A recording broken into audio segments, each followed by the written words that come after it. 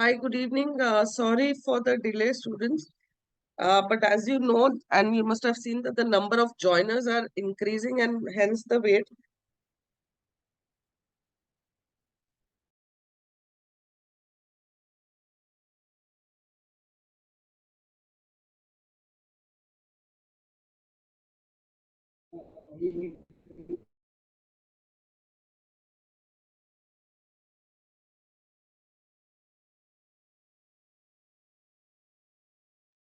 Yeah, hi, Nisha. Can you hear me? Yes, hi Hi, Ashish. good evening, sir. Yeah, Yeah, hi, let's finally. start. Yeah. Yeah. Sorry, Ashish, for the confusion. No worries, because there was a email which had gone to Sana and she used that link to block my calendar. So I had logged in through that link. I'm really sorry. No Neela, we worries. can start. Sure. Hi, good evening, and thank you, Ashish, sir, for joining us. And sorry for the initial trouble that you faced. No I'm worries. sure students are excited for this session. Can we have a couple of cameras on, please? In fact, all of them, if you could, the just to make the session a little more interactive.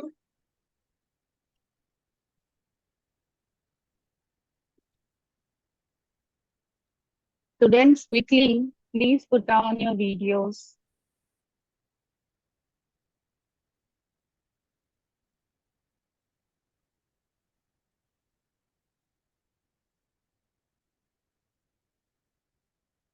Okay, thank you, Vansh. Are you the only one? Can we have some more cameras on, please? I hope the others are listening. They're not logged in for the sake of it.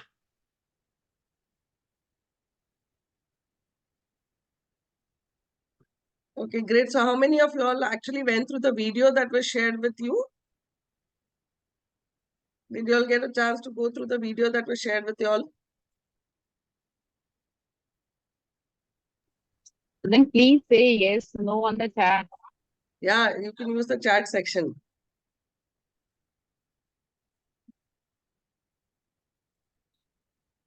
Okay, so without further wait, I welcome you all to this insightful session, which is going to be led by our speaker for today, Mr. Ashish Shankar, who is the MD and CEO of Motilal Oswal Wealth. The session is about potential to performance, wealth management, why, what, and how. Um, to give you a little background, Mr. Ashish Shankar has nearly 24 years of experience in the financial services industry. He is a Harvard Business School alumni and a business management graduate from Bangalore University, and has a proven track record of leading successful teams across sales, investment, advisory, and other products. So, yes, on I one second. Okay, Yeah, Ashish sir, Neela, over to you. no, one. So before Ashish starts, first of all, thank you, Ashish, so much for accepting our request and addressing our students. Students, just to add to what Neela has introduced, Ashish is one of the most influential person and a distinguished leader in the wealth management industry. Under his leadership, Motilal Oswal Wealth Management is now amongst the top four wealth management firms and managing assets of over 1 lakh crore. Ashish is leading a team of more than 300 people.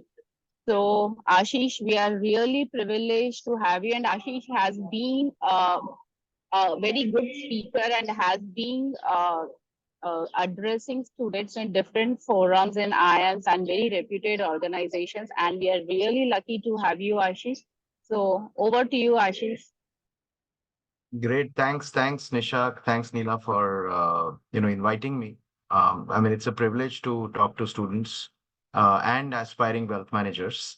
So I just hope everybody is listening, and there's no pressure to log in on a Saturday to listen to a master class. But what I'm going to do is look. I've been in the industry now for close to 26, 27 years. Um, and I think, I just tried to imagine when I was your age, when I passed out of college, and what were the thoughts going through in my mind. So I thought what would be best is, if I have if I can give you some insights into my journey. I mean, how I graduated, what happened once I started working, and what are the challenges that you will face as you progress in your career. And then we'll talk about what it takes to become a very successful wealth management professional as well. So I've kind of constructed my thoughts into three parts. So let me just give you a peek into how my career started, and this should hopefully resonate with many of you who are at that stage I mean, you're at that stage of your career where you're beginning your journeys. Look, I graduated in the year 97, okay, and I did my graduation in Bachelor's of Business Management from Bangalore, and moved back to Pune. Okay, in those days, I mean, wealth management, asset management, or even investing was not a very developed or evolved career or industry. Okay. In fact, most people didn't know what mutual funds were.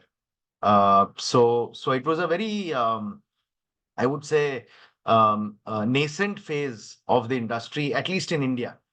Okay. But somewhere at the back of my mind, I was very clear that I wanted to make a career in capital markets. And I'm just narrating this so that you understand how it all comes together, right? There is a famous speech of Steve Jobs. I'm sure a lot of you would have heard it, but if you haven't heard it, you must hear it. I mean, he gave a very famous speech at the graduation ceremony of Stanford School, and he has one point where he says, in your life, if it all comes together.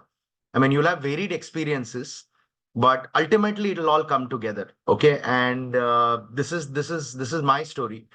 So I remember as a kid, when I was in let's say 10th, 11th, 12th, there was an uncle of mine who used to be an avid investor in stock markets, right? And in his house he used to so he would buy one share in every company, right? And those days, you get physical share. You used to get physical share certificates. I mean, most of you will not even relate to it because everything is digital today. But he would buy one share in every company that he liked. The reason being that even in those days, if you bought even a single share in a company, the company was obligated to send you their annual report. Okay, so he would have heaps of annual reports in his house. And as a kid, when I used to go to their house, I used to ask him, what are all these books? Because I was always an avid reader, even as a kid. And he used to tell me these are annual reports of companies. And I said, what are you doing with annual reports of companies? So he said, no, I read their balance sheets, I read their P&Ls, and I invest. So I said, what happens after you invest? I was a kid out of curiosity. I'm in 11th, 12th standard. I mean, in those days, we didn't have too much exposure. I mean, today you go to YouTube and you'll have classes on every subject. I mean, like we are chatting today, right? We didn't have this medium in those days. So I kept asking him, what happens after you read the balance sheet and P&L? Then he started, as a kid, whenever I used to go to his house, he used to keep telling me how companies make money, how do different industries behave. And in those days, he told me that, there's this guy called Warren Buffett, who sits in US, and he's the world's greatest investor.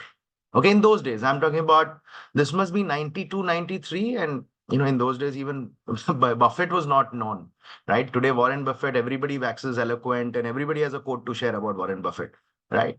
In those days, nobody knew Buffett. So I think somewhere it just caught my fancy. I said, this is great. I mean, this is very exciting, where you understand companies, you invest in them. And, he taught me a little bit of compounding. I can assure you that if you want to be successful in your investment careers or wealth management careers, one concept that you need to understand is compounding. If you do not understand, and most people don't understand it, by the way, you may think it's very easy to understand compounding. I will do an exercise with few of you a little later, but most people think they understand compounding, but I can assure you they don't. First is understanding it, and secondly, living compounding. These are two different aspects. So somewhere at the back of my mind, it remained that I want to do a career in investments and capital markets. And why I narrated the story was because in my house, most of them are engineers, or most of them are in the software industry, including my spouse, right? My wife is a IT sales professional, and now she's in consulting. My dad was in a software company earlier. All engineers.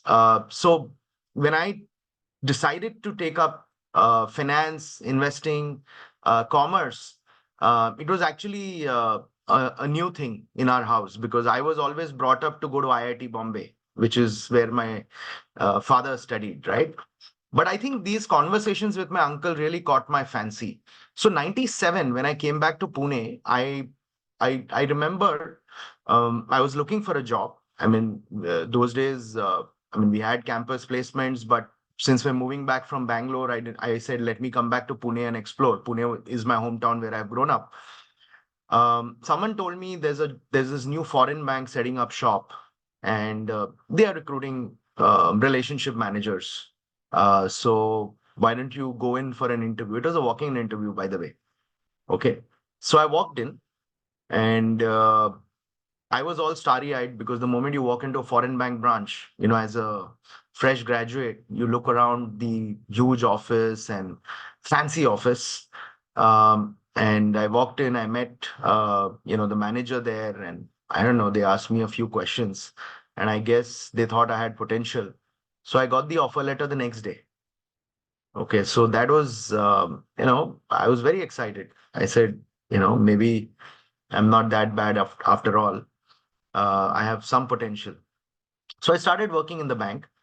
And those days, banking meant you have to basically canvas for savings accounts, current accounts, fixed deposits, and you do a little bit of lending.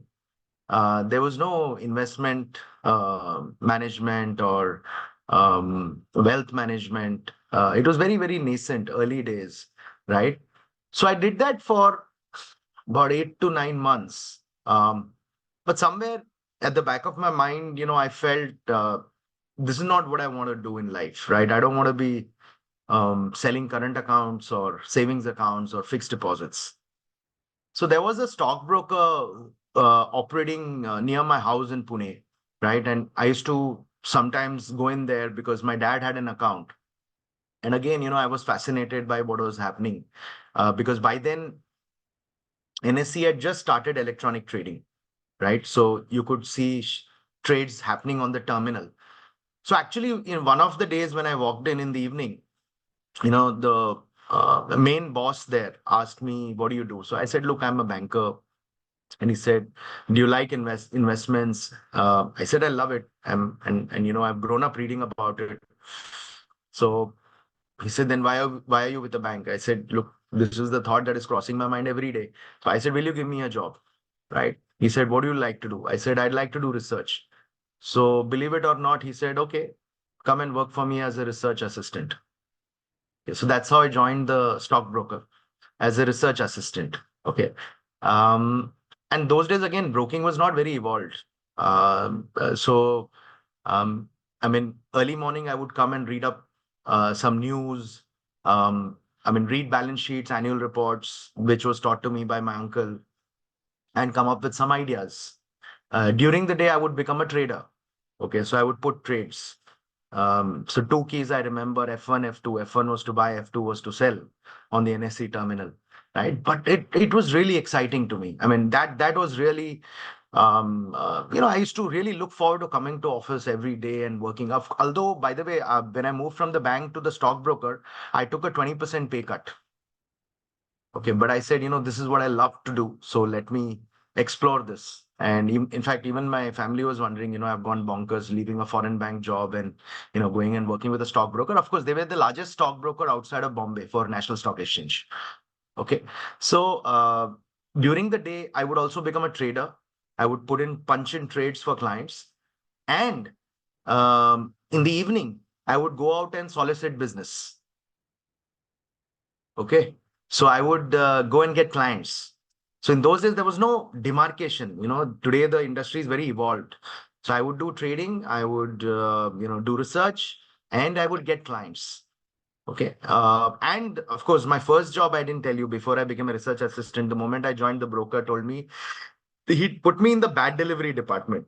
That was a very important department in those days. These days, there's no concept of bad delivery because we used to get physical shares. Okay. So if you don't check those share certificates and return back the damaged certificates, right, those are with you for life. And that's a loss on the broker's balance sheet. So there's a very important task. So we would sit at the back office and look at share certificates to see if they're damaged, genuine, so on and so forth. But anyway, so that's how the story started. And then somewhere 6 months down the line, what caught my fascination, because I was always an avid reader. I used to read books on finance, high street, what's happening in the US, because US always used to be the leader in concepts, in trends, because that time the dot-com trend had caught on, 99, right?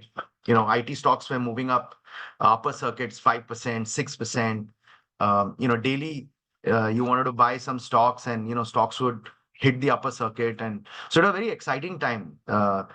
But that was also the time when mutual funds caught my fancy, right? Templeton had just come into India, and they were expanding the market. Birla Mutual Fund was there. Some of these PSU mutual funds were there.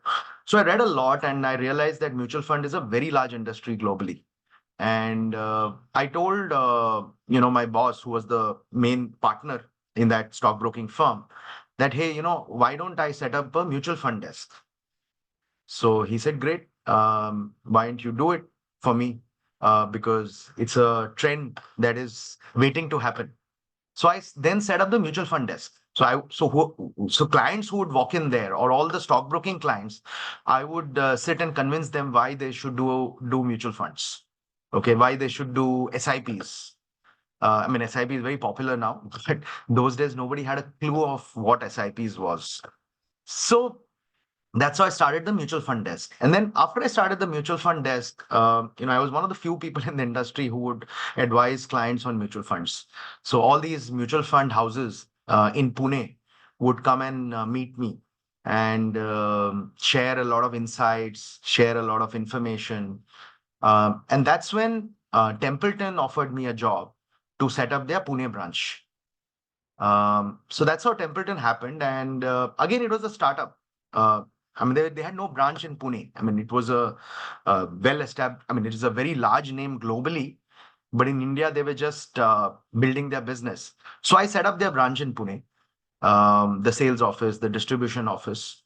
And that was really a fantastic learning ground for me, not just from a learning from a markets, from a mutual funds point of view, but also how to set up a business, right? Because I hired I remember business center in Pune, started the office, and imagine, I'm like, maybe 1.5 years out of college, okay, and I'm manning a branch, and then of course we did well. So they invited me to Bombay. They said, Bombay is a much larger market. Why don't you move to Bombay? So I moved to Bombay with Templeton. Again, Bombay, when I came, of course, as a kid, I've grown up in Bombay. But first time I remember I went to the office of Templeton, which was Nariman Point, Sakhar Bhavan. Again, fancy office. It had all MF Hussain paintings. And then I think one of the most striking things about Bombay is Nariman Point. When as a kid, you walk to the promenade and you look at the ocean, right? You get a lot, your hearts are filled with dreams, right? You want to make an impact. So Templeton was great because I used to head, say, half of the Mumbai market. I used to head sales. Used to do, I think I used to land up in the office at about 8:15, 8:30. Those days, local train, I used to stay in Powai. So 1.5 hours traveling, but I'll still land up at 8:15, 8:30 and then head out after, speaking to some of my fund managers, understanding what's happening, head out into the market to meet distributors, right? Because we used to sell mutual funds through distributors. And those days, most of the work was educational because most of these distributors or investment shops used to sell fixed deposits. Fixed deposits was a very big thing, and mutual funds were very new. So we would actually carry a projector. I mean, Templeton was famous for that. I would carry a projector and make presentation on the spot. We would put up the laptop, we would put up the projector and make a presentation. I used to do at least 7, 8 meetings a day, and about 4, 5 presentations a day. Okay, this was a routine. After doing 8, 9 meetings a day, would come back to office to sit and review what happened. And I think I would reach home by 11, 11:30, 12, right? So it was a tough life, but it was fun because I was doing what I always dreamt of doing, working in high street finance, explaining to people why mutual funds are great, working for a global asset management firm. So this went on till about 2002. And then I remember HSBC Bank, right? Again, a global conglomerate, wanted to start their mutual fund business in India. Okay. So I got a call from them to meet them, right? And I think they had heard from people about me, and they said, "Why don't you join us in sales?" And I said, "Look, I'm happy to explore," because they said it's a startup and there's a lot of work to be done. And they asked me, I mean, my name is Ashish Shankar. So they said, "Are you South Indian?" I said, "Yeah." He said, can you speak Tamil?" I said, "I can speak Tamil." So they said, "Will you go and start our branch in South?" Okay, I'm just telling you the story, very interesting story, and then I'll connect the story to, some thoughts that I have. So I said, "Yeah, I'm happy to go to Chennai. I have no problem because, I'm single and I'm looking for work, and I'm happy to, explore a new geography." So they said, "Okay." So I joined them, and I was, I think, employee number 5 or 6. See, joining these, organizations early is a big advantage because you get to learn a lot, you get to do a lot. I mean, basically, no one tells you what to do. The more you can take, they will give you, right? So initially, I was making all the presentations. I was talking to the fund managers, creating investment philosophy for the equity funds, debt funds, and I was also helping in marketing activity, the branding piece, etc., etc. Now, it so happened that our launch got delayed. Okay. Whilst our launch got delayed, the person whom we had given an offer to head our North business in Delhi, right? That person backed out last minute. Okay. So my CEO and my sales head sat with me and they said, "No, hey, instead of Chennai, why don't you go to Delhi?" Okay. And I said, "Look, I had agreed to Chennai, but I'm not too sure about Delhi because I've never, I mean, forget working. I mean, maybe for my holidays, I've been there few times to North India, but culturally, it's very different." So I was a bit apprehensive, but then I said, "What the hell? What's the worst thing that can happen? I may not like it and I will look to come back." Right. So my boss and me had a secret agreement that if I don't like it there, he'll get me back to Bombay. Okay. But I took the offer. And actually, I was supposed to land up in Chennai. I landed up in Delhi. Okay. And I think that's the best thing that happened to my career ever. It was a turning point because, again, I had to set up the branch, right? I was the North head. And HSBC had a leadership council, right? Where all the regional heads would meet. The bank head, the corporate banking head, the retail banking head, the SME head. And I would be part of that council because I was the Northern region head for AMC. And I can tell you, I was like the youngest guy in that council, right? I was at least 10 years younger to all of them. So it was, I mean, I was also very nervous because I said, building a business in a completely new market where I don't know anybody, right? But again, I think what really worked for me was, I was willing to put in all the work. I was willing to put in the effort. So I would do 10 meetings a day and then land up again meeting a distributor in the evening for dinner. So, I mean, I think I did this for almost 3, 4 years. I was at HSBC, almost 10 to 12 meetings a day in a working day. Okay. And I traveled across North extensively. So Kanpur, Lucknow, Ludhiana, Jaipur. So it was really fun. I mean, traveling across the region. Initially, we were just three people: me, my customer service person, and the office boy. Right, that's how the branch started. And then gradually, HSBC did extremely well. The funds were top performing funds. I think we had the best growth in assets in those 4 5 years. So actually, what that taught me was how to build a business from scratch, how to run a business, how to survive in adversity, because I didn't know anyone when I went there. Today, some of my best friends are from Delhi. And actually, I love Delhi as much as I love Mumbai. Okay. Uh, and it was great fun. It was great fun and super learning because I worked with some of the top leaders at HSBC. I was the youngest, so everybody would be happy to give me advice, right? And I would be very curious and happy to seek advice as well.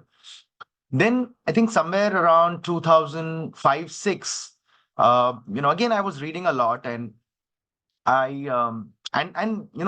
mutual funds were sold through wealth managers, right? Predominantly banks, other small wealth managers, boutique houses. So I learned a lot about the wealth management industry while I was distributing mutual funds. And I thought wealth management as an industry uh, was at a very exciting stage, very nascent. But when I read about what the size of the industry is wealth management globally, especially the US, it runs into trillions of dollars, right? So I was actually very, very excited. And I thought maybe this is a good time for me to move into wealth management because I thought my job was done at HSBC. I mean, of course, I could have come back to Bombay in a national role, but somehow that bug to work with clients, manage investments, manage portfolios bit me.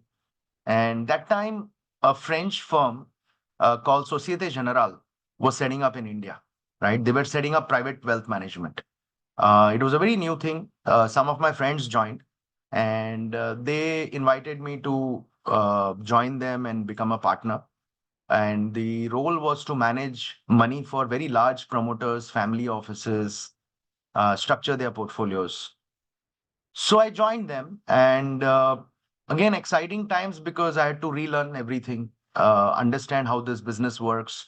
Um, I had a few direct connections in HSBC, but otherwise, I didn't have any direct clients. So I had to build my client base because I had joined as a banker. I had joined as a private banker to manage clients there.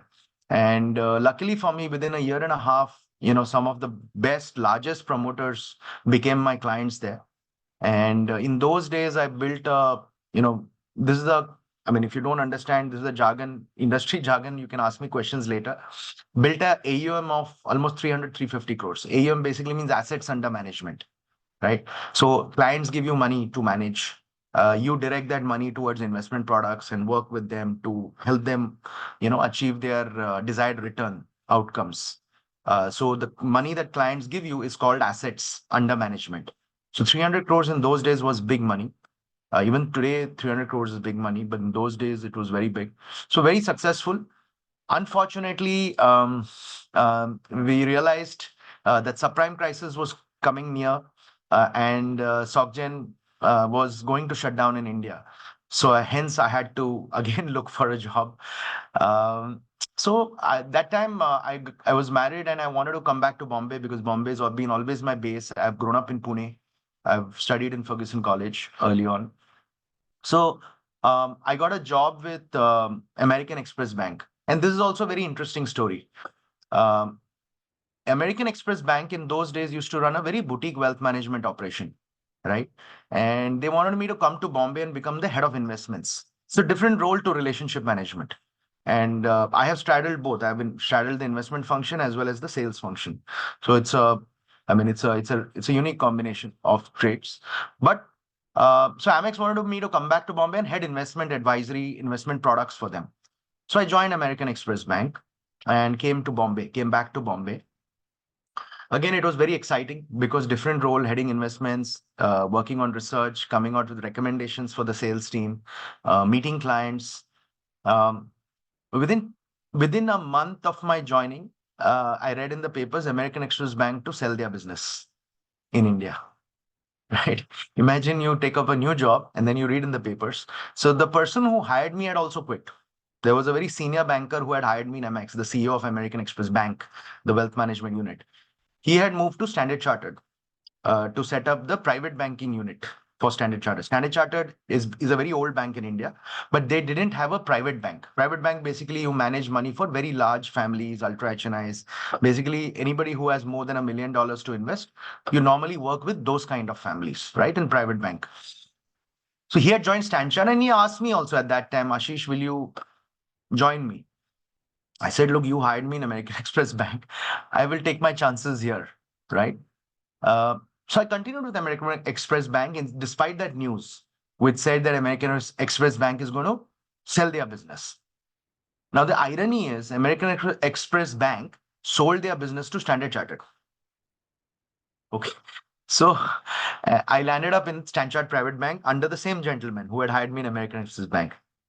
So the joke between him and me is that he still tells me that, look, Ashish, you didn't join me, so I had to buy the bank to get you to be part of my team. So, so that's how I became part of Standard Chartered. It was a forced move because American Express business was bought, and again, part of the private bank. And Standard Chartered was building their private bank unit. So again, startup had to build the entire business from scratch. So I was heading investments for Standard Chartered Bank, private bank. I was there for a long time. And then, of course, Motilal Oswal happened. Of course, multiple discussions with Motilal Oswal. Again, this was an opportunity to create a wealth management business in a large financial services institution. And what attracted me to Motilal Oswal was the fact that, this is a brand in capital markets. It is one of the best research houses in the country. And one of the co-founders, Mr. Ramdev Agarwal, is known as the Warren Buffett of India. So I have followed him for a long time because investing is one of my passions. So it was really a privilege to join this organization as the chief investment officer and set up the private wealth management business. I mean, we started with some 1,400 crores of assets under management, right? And like Nisha said, it's a little over 11 years. I took over as CEO about 4 years back, and in little over 11 years, we've gone from 1,400 crores to today we manage close to 1 lakh crore of assets. And we work with 5,000 families. So it's been a phenomenal journey. What I wanted to do is, this is my journey, but I just wanted to share a presentation and which will reflect some of the thoughts around my journey. And then, we can go into Q&A. So first thing, exponentiality of small habits. I keep telling people that compounding is exponential. What do I mean by this, right? Look, if you put in that extra every day, I used to keep pushing myself. If you do 3 meetings, can you do 4? Right? If you read for half an hour, can you read for 45 minutes? If you read for 45 minutes, can you read for an hour? Right? If you keep pushing yourself, you'll be amazed at what you can achieve. Right? But it starts with doing. Doing is more powerful than thinking. Okay. So this is just an example. Like if you do 1% more every day for 365 days, right? It compounds to almost 1 becomes 38x. Okay. But same thing, if you do 1% less, right? You can deteriorate very fast. So this is just a mathematical representation of what I wanted to demonstrate. Okay. Now, my journey, thoughts from my journey, right? So first thing is, it's important to find your passion, right? It will not reveal itself, but it's a continuous process of trial and error, right? If you remember my journey, right? I didn't settle. I worked with a bank. I didn't like it. So I actually made a deliberate attempt to pursue my passion by joining the stockbroker because I was always attracted to investments and capital markets, right? So don't settle, right? Look around for inspiration. Look around and see people whom you identify with, right? Because there'll be people you want to look at this person and say, hey, I want to be like this person in my career in the next 15 years. And then you see what are the journeys that they have charted, right? So look around for inspiration, ask questions, be curious, right? The best gift you can give yourself is to be curious. Even in Templeton, I can tell you, one of the gentlemen, I'll take his names other than Ramdevji, who's been a big mentor and guide is Nilesh Shah. I mean, all of you have heard of Nilesh Shah, right? MD and CEO of Kotak. He was a fixed income fund manager in Templeton when I was working there.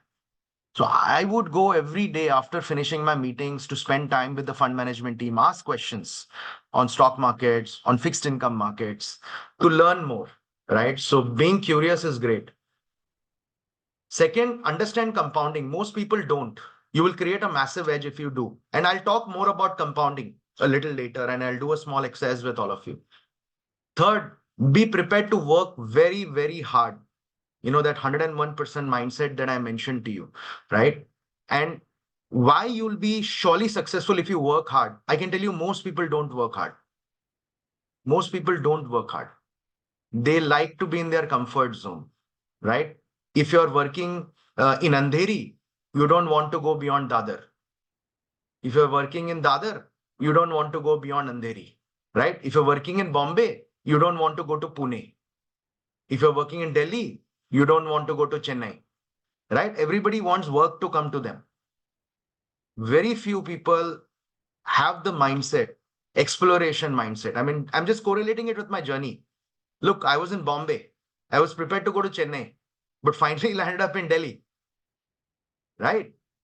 But if you do not have that urge to explore, work hard, right? I can tell you, your chances of success are very, very dim, very, very dim. But if you work extremely hard, chances of success are 100%. Because very few people, I mean, everybody dreams and aspires, right?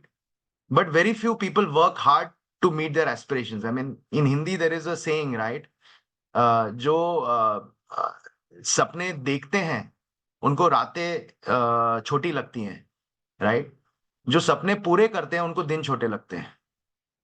So it's a very powerful saying, right? So be prepared to work extremely, extremely hard. And success comes to people who have gone where no one dares. If you see my journey, right, most of the jobs I've taken up are startups. I mean, I ventured into mutual funds when mutual funds were completely new in the country. Similarly, I moved to Delhi to set up HSBC Mutual Fund, right? And then I joined Motilal Oswal to again start private wealth for them. Okay. Now it's a tough thing when you start something, but when you go to a place where no one dares, what happens is you get very high responsibility. You get very high responsibility. At the age of 32 in Standard Chartered, I was head of investments. Okay. Now, why did that happen? Because Standard Chartered was a startup. The private bank business in Standard Chartered was a startup. So actually, if you venture into areas which are new, right, and you're not scared to explore, you will get responsibilities that you'll be very amazed with, right? Become a learning machine, right? Reading is a very powerful trait to possess. Most successful people are very avid readers. I have known of zero successful people who are not avid readers. So if you're not an avid reader, or if you're not a reader, please inculcate that habit. Like I said, start by reading half an hour every day. Then it'll go to 1 hour, it'll go to 1.5 hours, right? And any habit that you want to inculcate, start it daily. Start a daily ritual. Aspire. Imagination is more powerful than intellect. Okay. Create 5-year plans and assess. What do I mean by this, right? See, many people are intelligent. Okay. But aap socho, there are so many chartered accountants, right? Who are rank holders, who are extremely intelligent, right? But Mr. Motilal Oswal and Ramdev Agarwal created one of the biggest financial services institution.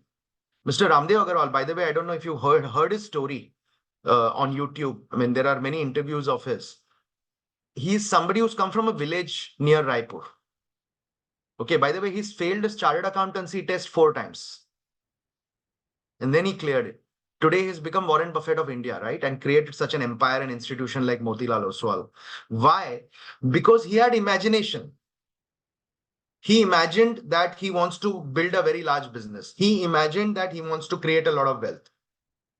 So if you do not imagine, right, what you want to be, I can tell you, there is no hope in hell that you will even go close to your aspiration. So पहले तो imagine करो कि क्या बनना है. You want to become a CEO, you want to create a very large business, you want to become a fund manager. at least सोच तो होनी चाहिए. Imagine. There is no harm in imagining. So what I'm trying to say is that if you imagine, and only imagination is not enough, you have to keep feeding that imagination every day, right? आपको रास्ता मिल जाएगा. You will get your path. If you're, if you do not negotiate, if you do not settle, don't settle for less in life, in career. I can tell you that much. And create 5-year plans. आप सोचो after 5 years what you want to do. Journaling is very powerful, right? I create very detailed notes every 5-10 years कि 5 साल बाद क्या बनना है. And then you keep assessing. Maybe you don't hit where you want to be. Maybe a new path opens up, right? But thinking that, I mean, I always thought I'm going to become an investment head. Even when I started working, okay, I always aspired to be a CEO. I had that imagination in my mind, right? So then you start following people who are in that role. You start following, the habits that they create. Success is, and the other thing you will realize over time, right? आपको लगता है कि अच्छा मैं अभी regional manager बन गया हूँ, I have arrived in life, right? I probably felt at some point that, when I moved to Bombay with Templeton, I became a, sales head for half of Bombay. I actually thought I'd probably arrived in life, right? MNC organization, I had such a senior role. But over the years, I've realized, right? And when I became CEO here, I thought maybe now I've arrived in life. But what I realized was, success is in the journey. If you're passionate about the journey, passionate about what you're doing, there's no destination. So you have to keep working on something. But at the same time, I can tell you my realization that health is the most important thing in life. If you do not have health, compounding also doesn't work. Because in compounding, time is the most important variable, right? Warren Buffett, why he's so rich today? Because he started investing at the age of 16. He is compounding his money for close to 76 years at the rate of 20%. Okay, at the rate of 20%. Even when he was 60, he had only $1 billion. Today, he has hundreds of $1 billion. Right? But isme time is the most important factor. Okay, and I'll do it when we do that exercise. So, whilst you're working extremely hard, pay attention to your health. Right now, all of you are young and you must be thinking, what am I talking about? Right? All of you, including me, when I was your age, I had a carefree attitude. But over the years, you will realize that how important health is. And of course, best part is this career of investment management, wealth management is a lifelong occupation. इसमें retirement होता ही नहीं. I mean, Warren Buffett is managing money in his 90s. Right? Munger almost hit 100. Charlie Munger. आपने सुना होगा Warren Buffett का partner. Right? I mean, Ramdev Agarwal is today 68 years old. And I can assure you he'll manage money for another 30 years. His goal is now to hit 100 years of age. Okay. So the best part in this career, and a lot of wealth managers, right? Even after 60, a lot of their clients appoint them as advisors. So they continue to advise their clients. I know a lot of wealth managers globally as well as in India who work with their clients well into the 80s, right? And you must work. I mean, maybe the pace of work reduces once you get older. But you'll see that your faculties start deteriorating once you're retired. Okay. At least for me, I keep telling people there's no retirement. I'm going to work till the last day. Okay. That's my ambition. That's my aspiration. So best part about investment management, wealth management is the lifelong occupation. You can continue to compound your own wealth. You can continue to work with clients and create cash flows for yourself all your life. But what is most important is to bring in that passion. Like I said, first, right? You will not know what your passion is today. And it's okay. It's perfectly okay. But do not settle. Keep working, keep thinking, keep asking questions. कहीं ना कहीं आपको लगेगा कि this job I'm doing, this work I'm doing, I'm loving it, right? The moment you get it, then please go with everything after it in a focused manner. Create so much expertise that you become the best in that field. And people will see it. People see that passion. Very easy to see the passion. Now, coming to, your own careers and aspiration. What is your aspiration, right? And, there are 4 steps in wealth management. The first is an agent. Now, who's an agent, right? Aapko yaad hoga in your, younger days, there would be one guy who would come with a jhola and take signatures from your parents, right? Normally, this is the LIC agent, right? He would come and give you some policy or the other. Sabke ghar mein LIC ka policy hoga, I'm assuming, right? And some agent would have come to your house at some point in time and got papers signed from your parents. Okay. So agent is somebody who facilitates investment execution. It's a very basic job, right? मैं ये क्यों बता रहा हूं कि the moment you join this industry, आपका title तो wealth manager बन जाएगा, right? But you will not be a wealth manager unless you build capabilities, right? जब तक आप capability build नहीं करोगे, वो बोलते हैं ना, which movie was that, कि काबिल बनो, right? तो अगर आप काबिल बन जाओगे तो कामयाबी आपके कदम चूमेगी. So an agent is the most basic form of work in this industry where you help a client execute their investments. Okay, आप अपना code लगा के you get commission on it. The second stage is distributor. Distributor कौन होता है? Like you have a lot of companies which call themselves mutual fund distributor, right? A mutual fund distributor is somebody who's a little more evolved, who showcases information to clients, okay, and helps them choose a product, XYZ mutual fund over ABC mutual fund, या XYZ insurance policy over ABC insurance policy, and you help the investor with queries from time to time and updates them with statements, the NAV, so on and so forth, right? Who's a wealth manager now is the next step in your evolution. A wealth manager is somebody who can actually sit with a client and say, ki boss, your aspiration over time is to generate 10% return, okay? But you're not prepared to take too much risk. I feel that you should have a portfolio which is 50-60% into equities, 30-40% fixed income. This combined portfolio will match the risk that you desire, and it will give you the financial outcome or return of 10-11% that you need in the long run, right? And then you create a portfolio of equity assets, could be stocks, could be mutual funds, could be other products like PMS, and the debt portfolio could be a combination of bonds, could be mutual funds, and you help the client monitor this portfolio and rebalance whenever required, right? That is what is called asset allocation. And from time to time, you provide perspective on markets, right? If the client asks you, "Ki boss, what do you think on markets? What do you think on this mutual fund?" So on and so forth. So you are a more evolved professional and the client starts trusting you. And these clients are also willing to pay you fees to manage their portfolios, right? The ultimate aspiration, if you're in this industry, right, I'm sure eventually will be to be a trusted advisor, right? Who are private bankers, right? What is that term private bankers I used, or private wealth management, right? Ultimate aim is to become a trusted advisor. Who's a trusted advisor? Someone who's able to share perspective on markets, asset classes.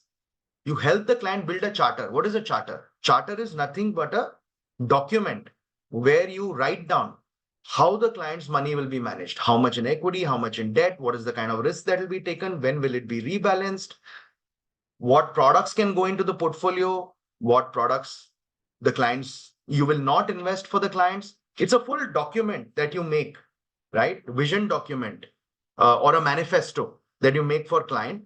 And it's a very scientific way of creating a financial plan and managing the portfolio around it. Okay. But a trusted advisor is not just that.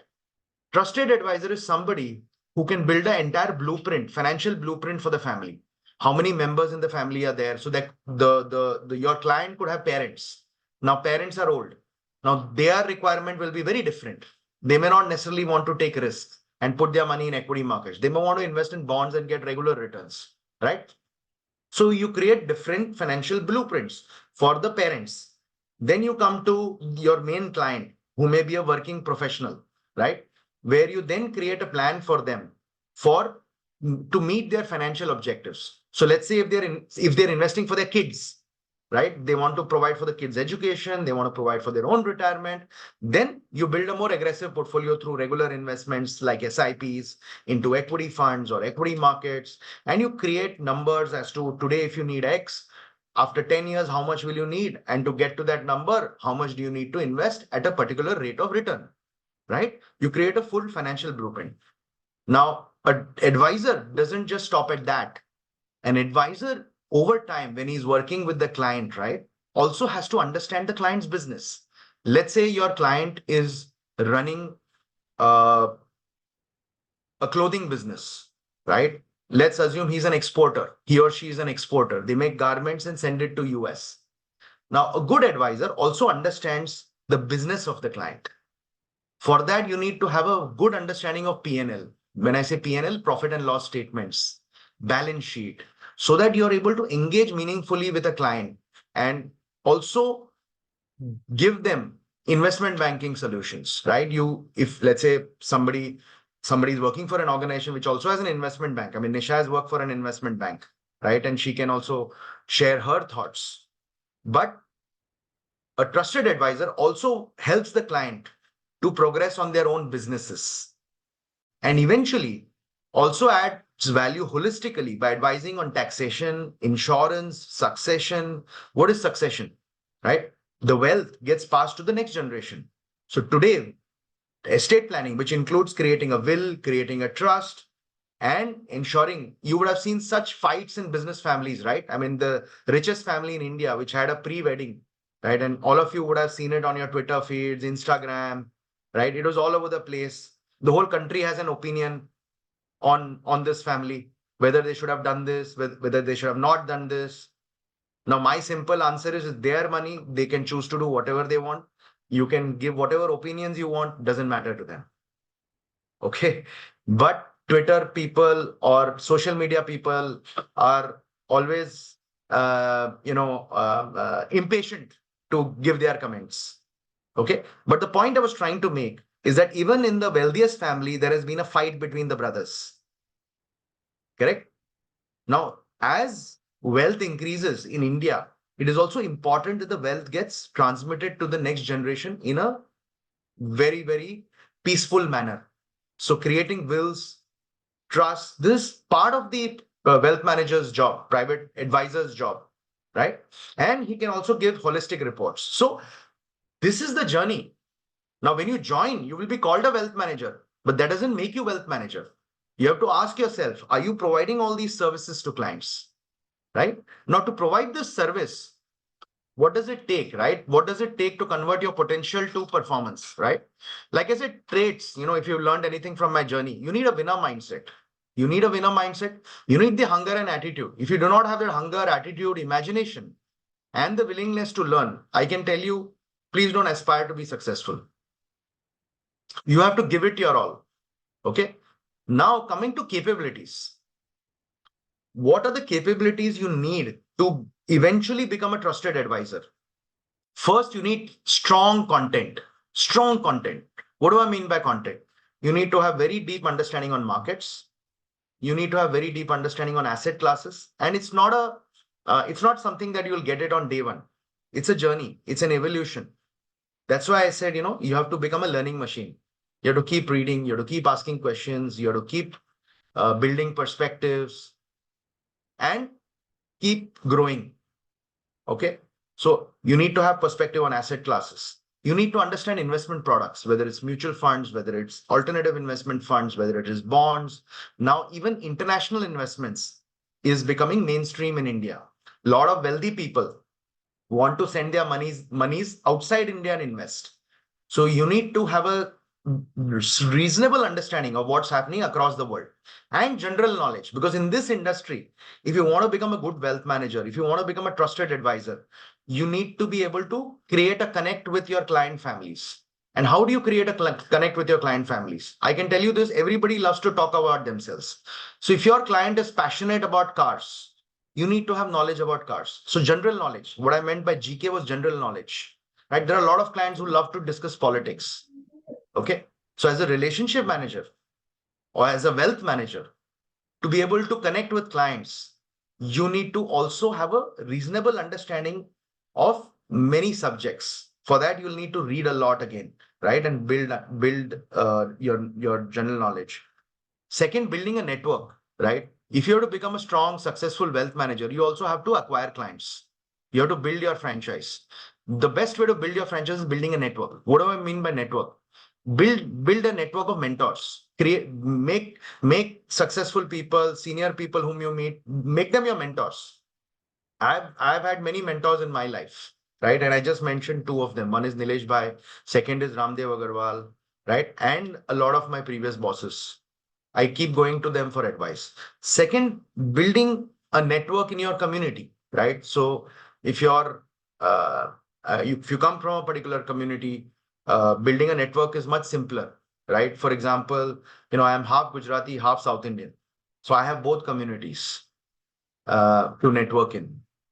Similarly, I did my Harvard business. I forgot to mention, I went to Harvard Business School in 2017-18. I took up a course. I said, if I have to lead a business, if I have to become a CEO, then I have to learn more.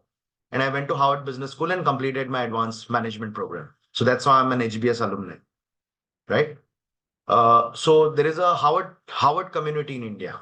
They're all either CEOs, businessmen, or very, very successful people. So networking is a skill that you need to develop if you want to become a successful wealth manager. And of course, soft skills.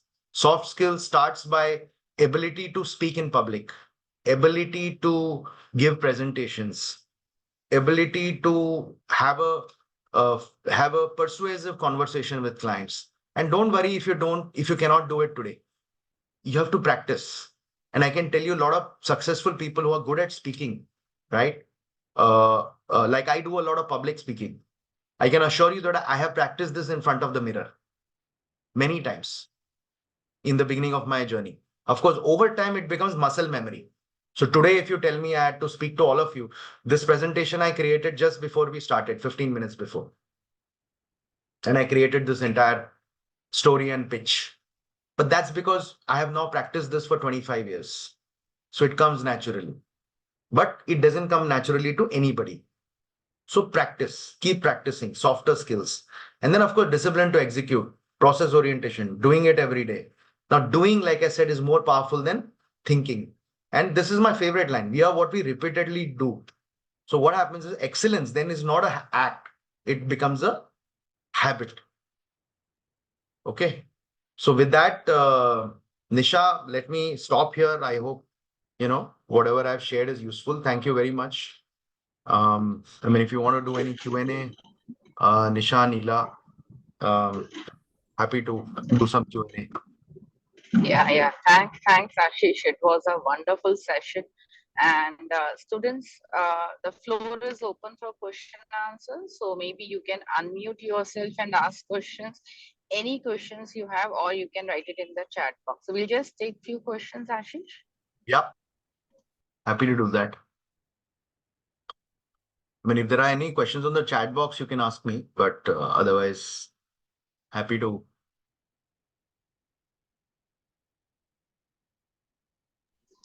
Students, Ashish just said that you have to be curious. You should keep asking. So, no? Okay, and you will not. Yeah. I can see a question. Maybe we can start with this. Sure. It's a pleasure to attend the session. I'm thinking about doing an MBA finance, but first I want to get some practical job of a relationship manager. Do you think this job would be good for a future in finance? See, if you want to become a successful wealth manager, I think the first step is to join as a relationship manager. It's a good idea to join somewhere as a relationship manager in one of these banks, right? Banks have fairly large wealth management distribution units. So does Motilal Oswal. So there are many organizations and choices for you today. It's a great idea to apply. And I would say starting in a bank is a great idea because banks have a lot of clients. They give you a lot of training. They give you good experience and they will also groom you. And then once you work for 3-4 years, you will know whether you like this job or no. Okay, whether you love this job or no. And like I said, it's not necessary that, very rare for somebody to find their passion early on in their life. It's all, I mean, it's all bolne ke liye theek hai, find your passion. It doesn't work like that, right? You have to keep trying. You have to keep working in different roles. But like I said, don't settle. Don't settle. Keep looking for that one job that gives you a lot of, pleasure, where you love working in that role. You'll get it. Eventually, you'll get it if you keep trying. So it's a good idea to work in a bank and then, um, um, I mean, again, I see a question on Bajaj Allianz Life Insurance. If you like insurance, if you're passionate about insurance, it's great.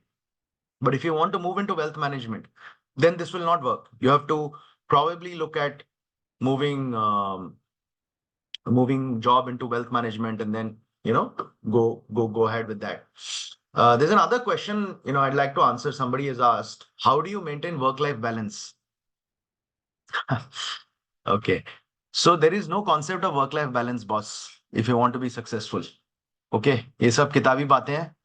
If you want to be successful, you have to work very hard, right? But I'll give you a different perspective. If you love what you do, no, your work, what you're doing doesn't become work. I mean, for me, I mean, honestly, I find it very difficult to answer this work-life balance. For me, life is work, work is life. Everything that I do, I mean, even my workouts, even walking, family, everything is intertwined with what I do. So I don't find, I don't feel like working I mean, I don't feel it's work a single day. So if you find your passion, आपका ये मतलब, this question you will not ask, work-life balance. But like I said, health is important. So you need to take some time for health. You need to take some time out for family. But this balance, there is no balance, boss. If you want to be successful, you have to give it your all. Books, I will suggest some books towards the end. You mentioned so many transfers in your career. Was your wife and family same page? Okay, so I mean, when I moved to Delhi, I was single. Okay, luckily, so I didn't have to think about my spouse or family. But when I was in Delhi, I got married. When I moved back to Bombay, it worked for us because my wife is also from Bombay, right? And she also wanted to move back, and that time she was carrying our child. So for her, base was Bombay. So that move worked out. Otherwise, my career changes, etc. I've always discussed it with my wife, with my family. And, you have to make them part of your life, right? So they know my goal. I mean, like, for example, when I took over as CEO at Motilal Oswal, we were managing 20,000 crores. And my mission, I laid out a mission for my team. I said, we want to become 1 lakh crore company, right? And today we are 1 lakh crore, by the way. So we imagined 1 lakh crore 3-4 years back. Okay. And my son also knows my target. So make them part of the conversation and the dream.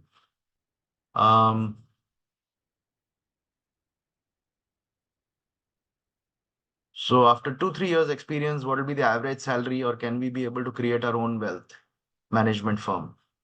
Yeah, of course. Like I said, you got to imagine what you want to do. You got to aspire, and you write down how you will get there. And if you're really persistent about your goal and your dream, I can tell you, you will find pathways to achieve it. Okay. What is the salary? The best part in wealth management is there is no upside cap to your earnings.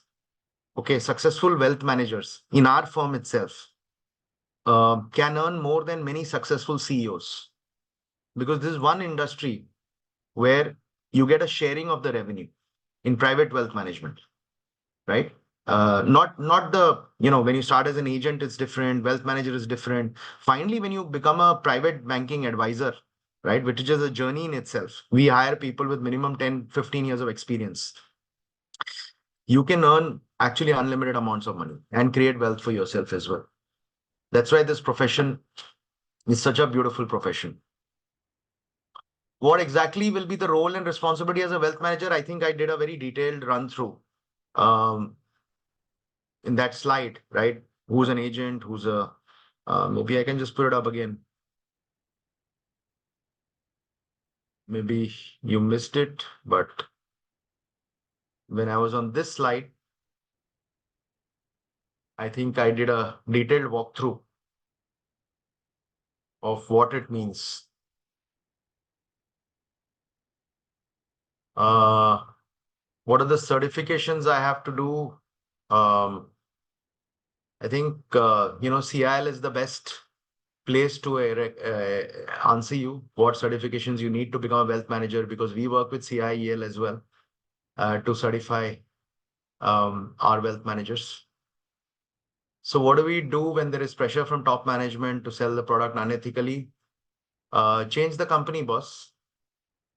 Remember one thing, if you're passionate about your job, you will execute it ethically and you will work for your client. One golden rule I'll tell you in wealth management, for that matter, in any industry, work for your clients. Success will come to you. So if your company is telling you to sell a product unethically, change the company. As simple as that.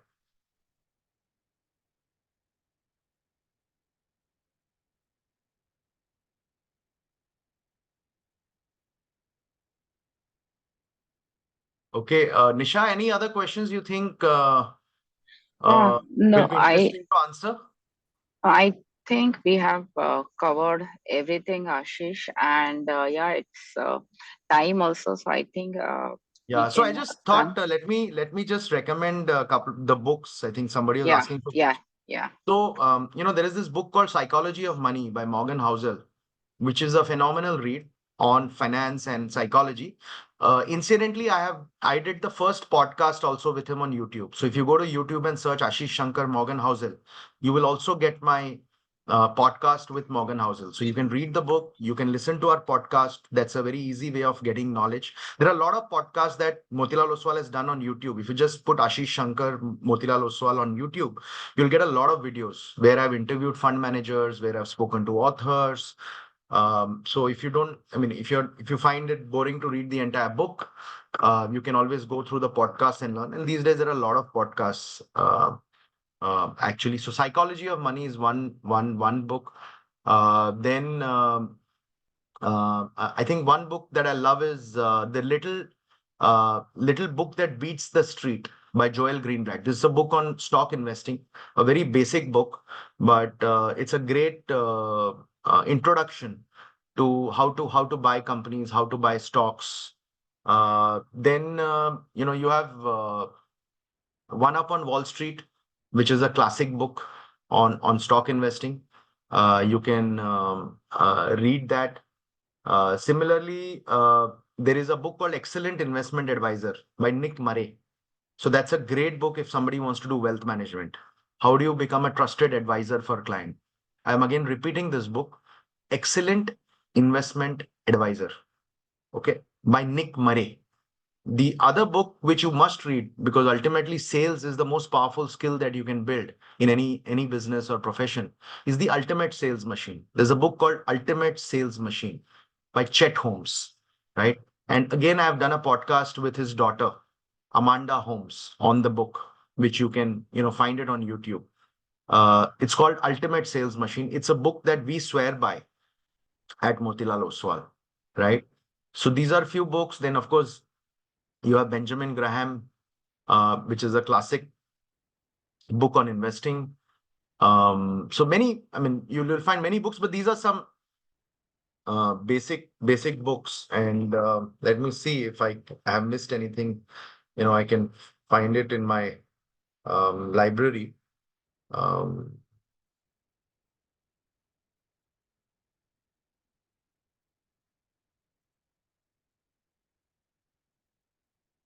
yeah, the new book of Morgan Housel, same as ever. But first, read the earlier book. And if somebody is really interested, Warren Buffett's letters are all on the internet. Berkshire Hathaway, Warren Buffett used to write a letter every year, right from 1965. So all these letters are phenomenal insights. In a similar manner, Ramdev Agarwal, our chairman, he creates something called wealth creation studies every year. He's done it for 28 years. You'll find all the wealth creation studies on our website. So if you want to become a good investor, that's another fantastic read. Um, then there is, Essential Advisor is another book for aspiring wealth managers. This is a book written by Bill Krager and Jay Hamel, Building Value in the Investor Advisor Relationship. That's a great book. So I think, these are enough books to start with. And then gradually you will get, you'll get your path. So, Nisha, I over to you. think somebody's asking, somebody's asking, which is the second book you mentioned after Psychology of Money? That was a little book on street something, right, Ashish? But that was the The name you mentioned. little book that beats the street. Little book that beats the street. Yeah. That is Joel Greenblatt.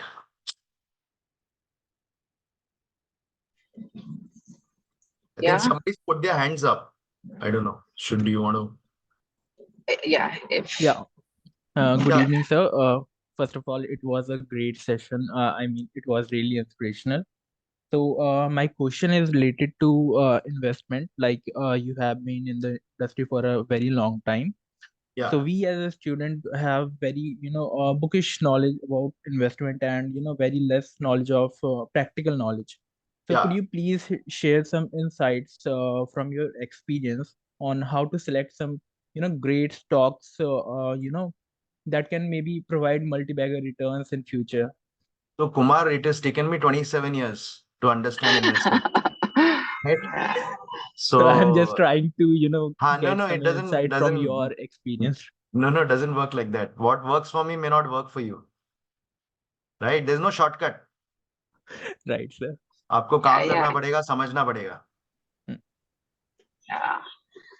So yeah, Ashish, I think this was a really good session. Thank you so much. And I would just say, students, I don't know what all you have taken away, but just to summarize, one is exponentiality of small habits. This is a very powerful thing. Like no small habits, but how do you just So multiply? Nisha, I forgot. There's a book. I forgot. Atomic Habits. That's where this comes from. There's a book called Atomic Habits. Okay. I think few books even I should read. Yeah. So, and secondly, become a learning machine. So always, there's always to learn. And Ashish is saying never settle. Now he's become the CEO, but still, there is more to learn and more to grow. So become a learning machine. And the most important is imagine what you want to become. So now, unless you imagine yourself कि आपको क्या बनना है, you will not be able to do it. And that is, you have to do it on a daily basis. So no. And the other for the aspiring wealth managers, as Ashish said, this is a lifelong profession. And it's seen Warren Buffett at like 90 plus, he's still there. So wealth management is a profession where you create wealth for yourself also and for your clients also. And there is no age to retire. It's a lifelong. So these were the few takeaways. And if somebody wants to add something, but it was a wonderful session. And thank you, Ashish, for taking out time on a Saturday evening for us. Really, really appreciate it. Thank you so much. Thanks, Nisha. Thanks, everyone. All the best. Yep. Thank Thanks, you, sir. students. Yep. Yeah. Bye. Bye. Thanks, Ashish. Okay.